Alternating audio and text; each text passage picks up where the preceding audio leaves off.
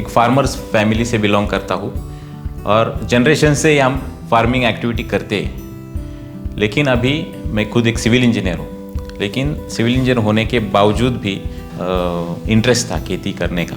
तो इसलिए मैंने हमारा एक फार्मर्स क्लब है वहाँ पे ज्वाइनिंग किया। वहाँ पे मुझे मुलाकात हुई एक हमारे दोस्त प्रसाद देशमुख से।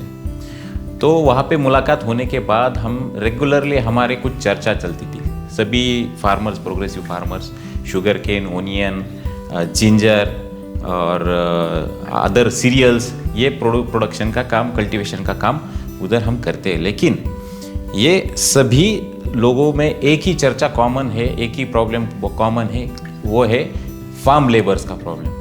फार्म लेबर्स की अवेलेबिलिटी बहुत कम हो चुकी है।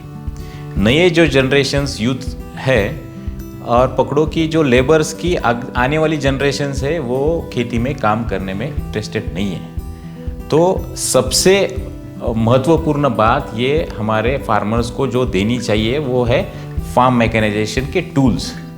और वो भी ऐसी बात नहीं कि फॉरेन कंट्रीज़ में टूल्स अवेलेबल है, लेकिन फॉरेन कंट्री के टूल्स हमारे यहाँ के लैंड टोपोग्राफी में, हमारे लैंड के साइज़ के हिसाब से वो चलेगी या नहीं चलेगी, ये क्वेश्चन मार्क है। तो डायरेक्टली कुछ टेक्नोलॉजीज़ हम फॉरेन से यहाँ पे इम्प्लीमेंट नहीं कर सकते, इसीलिए कुछ नया डेवलपमेंट होना चाहिए। इसके लिए हमने काम शुरू किया। मैं और मेरा दोस्त प्रसाद, हमने मिलकर एसपी एग्रो नाम से एक फर्म किया और ये फर्म से हम वर्किंग चालू की। और हमें तब तक पता नहीं था जब तक फील्ड हमें मिले। तो ये फील्ड IIM काशीपुर में जो हमारा ट्रेनिंग प्रोग्राम हुआ था, उस ट्रेनिंग प्रोग्राम में हमें कुछ बातें पता चली। हम अनअवेयर थे कुछ चीज़ों से।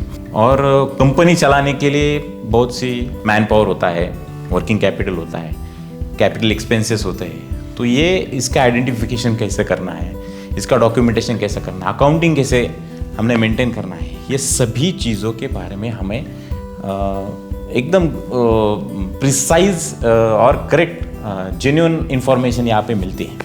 फील्ड के संपर्क में आने के बाद हमने फिर सौरभ प्रसाद एग्रो इनोवेशंस LLP नाम से एक फर्म एस्टैब्लिश किया।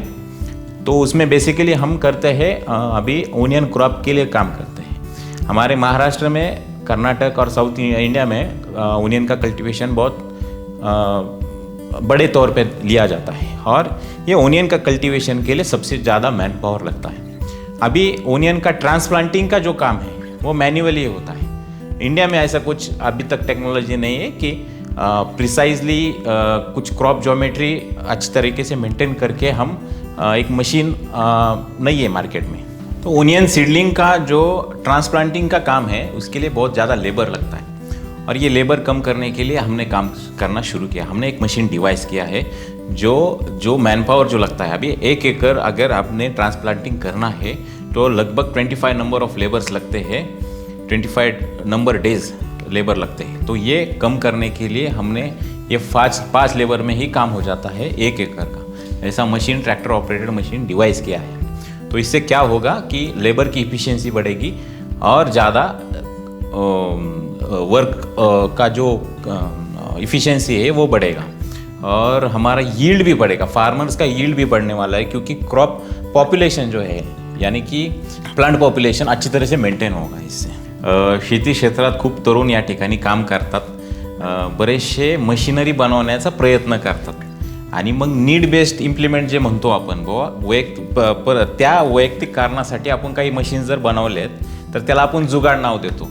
पण त्या जुगाडाला, तो जुगाड म्हणजे स्क्रॅप आहे, पण फीड सारख्या एखाद्या संस्थेकडे तुम्ही ज्यावेळेस अटॅच होता त्यावेळेस त्या स्क्रॅपपासून एक कंपनी तुमची तयार होऊ शकते आणि त्यावेळेस ते जुगाड राहत नाही, तुम्ही काय जुगाड बहादर राहत नाही, तुम्ही बिझनेसमॅन होऊ शकता, एंटरप्रेनर होऊ शकता।